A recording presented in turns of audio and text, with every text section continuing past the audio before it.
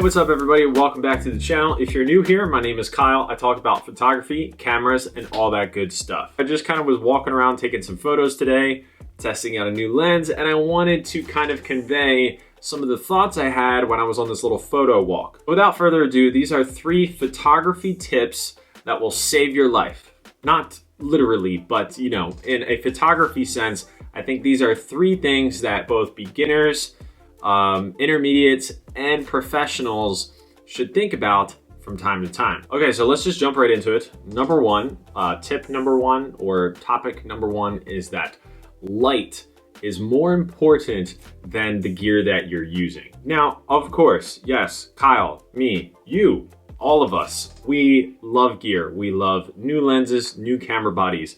I myself don't recommend DSLRs anymore because I think the technology of mirrorless cameras is the now. It is the future. I think mirrorless is better suited for photographers, creativity, and things like that. But at the same time, DSLRs are perfectly capable of taking amazing photographs. I mean, film cameras during their generation, amazing photographs, still amazing photographs. DSLRs during their heyday, amazing photographs, still amazing photographs. It just gets easier when technology grows, more accessible, things like that. But I want to show you a quick demonstration of what I mean. So what I mean by you don't need expensive gear is that here is a picture I'm going to put on the screen from the Canon RP. It's a full frame mirrorless Canon camera. Really great camera, and it doesn't break the bank as well. It's about $900 to $1,000. The lens on it is an RF, so it's a mirrorless lens built for the Canon RP 35mm f1.8 macro. Great lens, love that lens. So whole package is, you know, $1,400 plus. The lighting in this photo is garbaggio. It is garbage, terrible. It's just not well thought out. It really just looks like the available light that's there. Take the shot, and it is what it is. So that's my point right there, is that yes, the gear is amazing. $1,000 camera, you know, $400 plus lens, mirrorless camera, RF lens, Canon, name brand, all those things. But it clearly means more when you think about the lighting of a photo. So to prove a point, here is a photo with the Sony a6000, the per gear 50mm f1.8 manual lens, which is under $100. So a camera that is 7 years old, a lens that is sub $100, but I literally just turned the light that wasn't facing me in the Canon photo, turned it faced towards me. I took out the lights behind my monitors, which were yellowish, and I replaced it with a little LED panel with more blue light, like the light behind my computer. And in my opinion, you have a well thought out, better image with less expensive gear. I know, I feel like this is like said all of the time, but I feel like just it's the number 1 thing people forget, is that lighting and thought and creativity and the skill of the photographer is way more important than the cost of your gear. Okay, moving on. Okay, number 2 is that kind of going along the lines with the first thing is like you don't always need the latest gear, is specifically lenses, is that lenses are very often talked about as like the most important investment. Like maybe spend more on a lens than the body of your camera. And that is true a lot of the time, is that lenses are a great investment. They carry with you from camera body to camera body. So it makes sense to spend more on a lens or lenses than your camera body, okay? But at the same time, just like with the first tip, I used a lens that was under $100. So just think about in terms of what you are really after, in my opinion. The G Master lens, like, is that really going to get you what you're after? I think it's important to kind of explore photography in a lot of different ways. So I would suggest, if you're, say, thinking about expanding your lens collection, maybe looking into multiple cheaper lenses. Sometimes, this isn't always the case, especially if you're a professional. Maybe you don't listen to me, I'm not sure.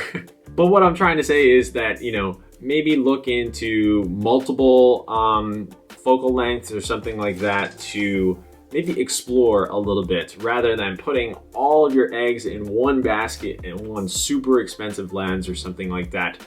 Try different focal lengths, try cheaper lenses. You don't always have to get the super expensive or most expensive option. And I don't know, I just feel like budget lenses get a little bit of a bad rap. Obviously, if you need autofocus, go for an autofocus lens and not a manual lens. But I've been kind of a big supporter or big spokesperson, I guess is what you could say, of manual lenses. I think they're great, especially for the Sony a6000 ecosystem. All of the different a6000 cameras have focus peaking and things like that. It's just, consider when you're making a lens purchase to maybe think about some of the cheaper options, because you can still get great images like, you know, I showed in the first tip. Okay, before we go into the third tip or topic or whatever we're calling this video, I wanted to thank today's video sponsor, and that is Skillshare. Guys, I've talked about Skillshare multiple times on this channel, but please bear with me because three main important things. One, I love the product. Skillshare is awesome. They have all kinds of different classes, whether it's photography, video editing, cooking, all sorts of different things. And I love it because they don't have ads. It's strictly geared towards learning a new skill. Two, I love Skillshare as a company. They are super awesome to work with. They support me in making videos for you guys. And three, I really like the deal that they offer you guys. The first 1,000 people to use the link in the description will get a month free of Skillshare, and I think that is pretty cool. Creators like Ali Abdal, MKBHD, they have amazing courses on how to make YouTube videos, as well as other things like cool keyboards and just a bunch of different things that I think you guys would be interested in. I think Skillshare is a really great platform to really just kind of sink your teeth in and really get some deep learning. I mean, the classes are great overall. In general, I think the quality is superb. And again, there's no ads, so I feel like it's just kind of built for learning something. Yeah, check out the link in the description and all those good things. Now let's continue on to number three. Okay, number three, which I kind of really thought of while I was taking photos with the lens I was testing today, because it is a 0.95 aperture lens and wide open at that fastest aperture. It is incredibly soft. It's really hard to take pictures with, and it wasn't fun. It wasn't a good time because it was very difficult to get anything in focus. And even when I did, I felt like it wasn't the best image that I could get with that lens. The answer or the solution to that problem is to stop down your f-stop a little bit. And this goes to any photographer out there. You know, Camera Conspiracies pokes fun a little bit at Tony and Chelsea Northrup with the Tone, or, you know, making fun of bokeh. And I agree, is you don't need to shoot everything wide open. I am shooting this video at f1.4 on this Sigma lens, so maybe I'm being a hypocrite at this very moment, but I mean just in general, every single photo that you take, every video that you record doesn't need to be at the fastest maximum aperture that you can shoot at. And the reason being is that when you have a lens that is very fast and you shoot it wide open, it's not going to be the sharpest at that aperture. If you stop down just a little bit, say it's an f1.4, stop down to f2, especially f2.8, you're going to see better sharpness and most likely just better image quality. So you're gonna see sharpness in the corners and the center better, and just overall, it's going to perform better in terms of image quality. It might not give you the style or the look that you're looking for, and if that's the case, then shoot wide open. But I think everybody needs to hear from time to time, stop it down a little bit, okay? That's all I'm saying.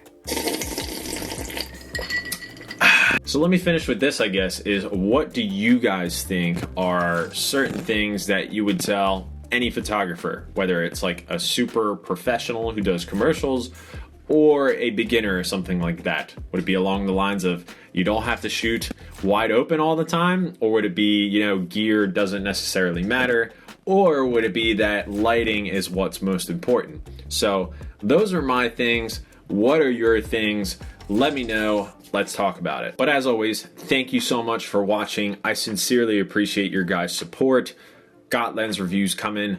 Don't worry, my camera is actually sitting on 2 boxes of lenses that I have yet to review. So yeah, just bear with me, they're coming. Thank you guys so much for watching this video. And as always, I will see you in the next episode.